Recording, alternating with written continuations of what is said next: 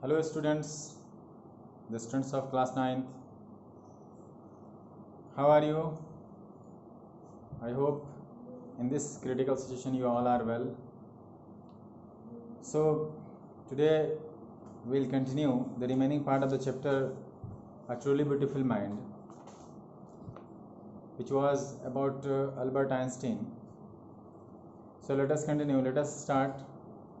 Einstein's new personal chapter coincided with his rise to world fame.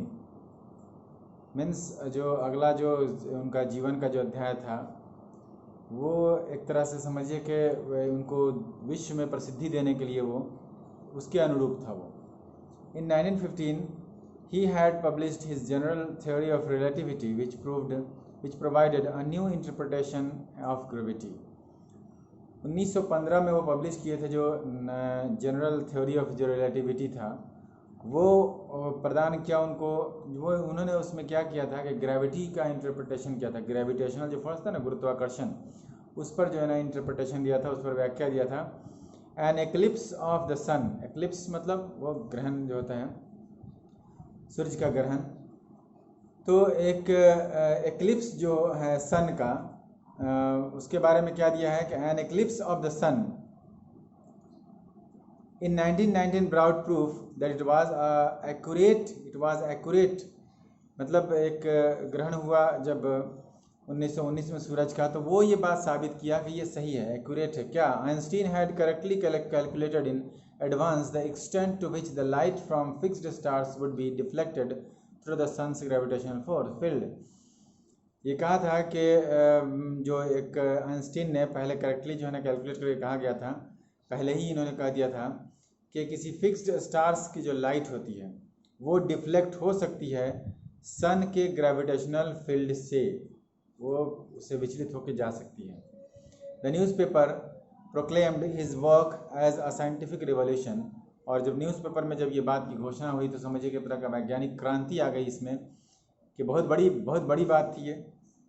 Einstein received the Nobel prize for physics in 1921. 1921 में इन्होंने Nobel prize इनको मिला है Einstein को. He was assured with honours and invitation from all over the world.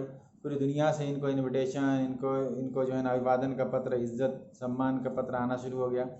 And lauded by the press. और फिर एक तो भीड़ और पूरी इसकी प्रशंसा इनकी वो प्रेस के द्वारा तो हुई ही हुई. When the Nazis came to power in Germany in 1933, Einstein immigrated to the United States. जब नाजीज आए थे जर्मनी में पावर में 1933 में, तो आइंस्टीन चले गए माइग्रेट करके, वहाँ से प्रवर्धन करके United states. For 5 years the discovery of nuclear fission in Berlin had American physicist in an अप्रोर. For 5 years later, 5 साल बाद एक खोज हुआ न्यूक्लियर फिजन का बर्लिन में, जो जर्मनी की राजधानी थी. और तो इस बात को देख करके अमेरिकन जो फिजिसिस्ट थे, अमेरिका के जो भौतिकी के जो शास्त्री थे, वो लोग दहशत में आ गए, परेशान हो गए. Many of them had fled from fascism just as Einstein had. बहुत सारे लोग फांसीवाद की वजह से भाग के चले गए थे जर्मनी से, उसी तरह से जैसे कि आइंस्टीन चले गए थे भाग करके वहाँ के परेशानियों को देखते हुए.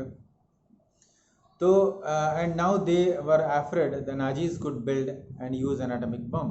अब वो लोग इस बात से भयभीत थे कि ऐसा ना हो कि नाजीज ये बम बना दे और उसको यूज़ कर दे कहीं हम लोगों के ऊपर. At the urging of colleague, एक अपने सहकर्मी के अर्ज पर, विनती पर, Einstein wrote a letter to the American president Franklin D Roosevelt on August 2, 1939, in which he warned a single bomb of this type exploded in a port might very well destroy the whole port together with the sum of the surrounding territory.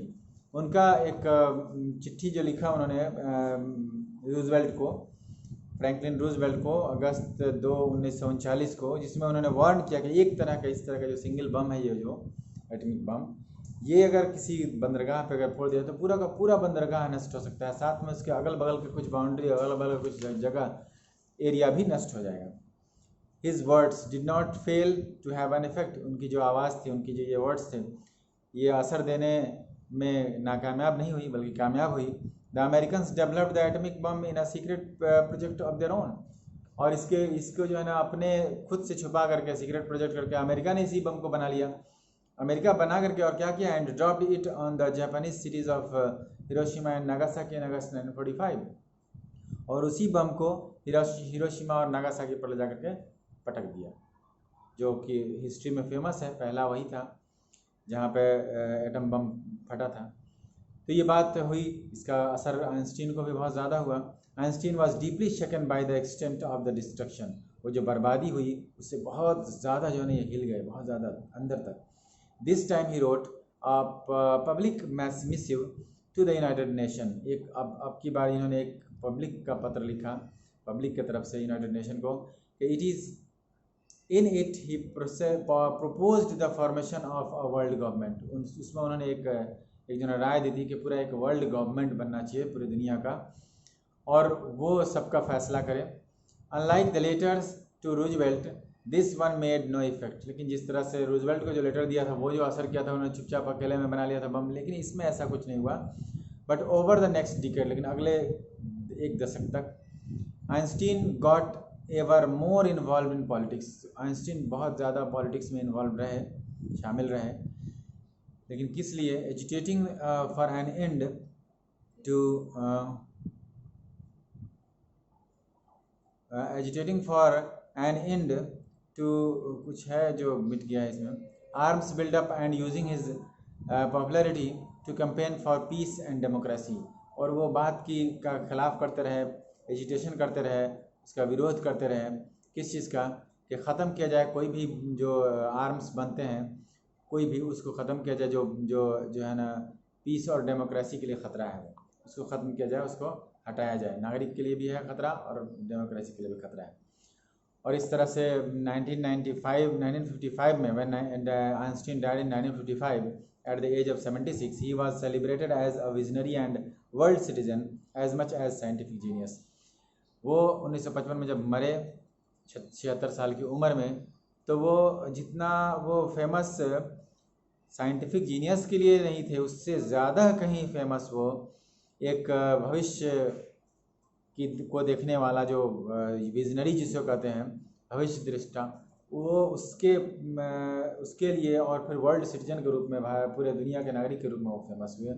यानी दुनिया के भलाई के लिए वो जो काम कर रहे थे उसके लिए फेमस हुए। तो इस तरह से ये एक छोटा सा जो है ना चैप्टर आइंस्टीन पर जो ख़त्म होता है। अब हम लोग नेक्स्ट क्लास में इसके कुछ इनसाइड क्वेश्चंस को देखेंगे। So that's all for today, have a nice day.